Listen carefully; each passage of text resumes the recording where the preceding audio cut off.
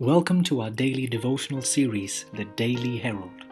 I pray that these messages will come to you as an encouragement and a reminder to be heralds of the Lord daily.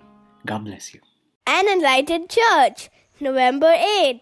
And that from childhood you have known the Holy Scriptures, which are able to make you wise for salvation through faith which is in Christ Jesus.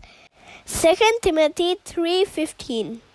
The Lord cannot use men and women in His service in any branch of His work unless they possess a meek and teachable spirit.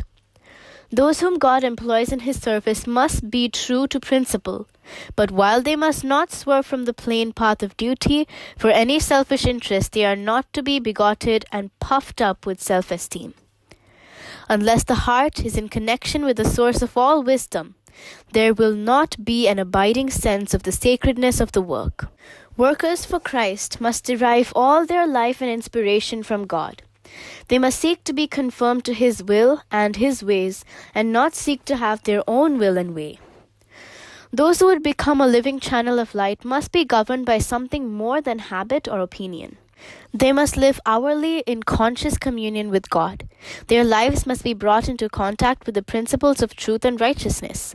They must become partakers of divine nature. The servant of God must be continually seeking for intellectual power, and every acquisition of the mind must be devoted to glorifying God.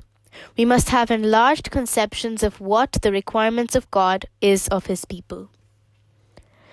We must not be content with anything short of divine illumination from the central light of the universe. When we have this illumination, we shall see the necessity of pressing onward and upward, of elevating the standard, of cultivating the loftiest ambition, and of reaching the highest attainments. We shall constantly draw from the source of all wisdom and live as in the sight of the Lord.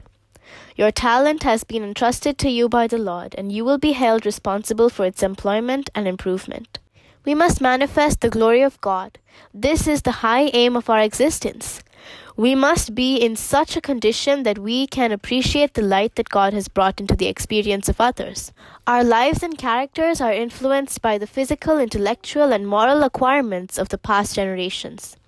If we remain in ignorance, we have no one to blame but ourselves. If we put to stretch every power and task every ability to the utmost, with an eye single to the glory of God, we shall not fail of doing a valuable work for the Lord.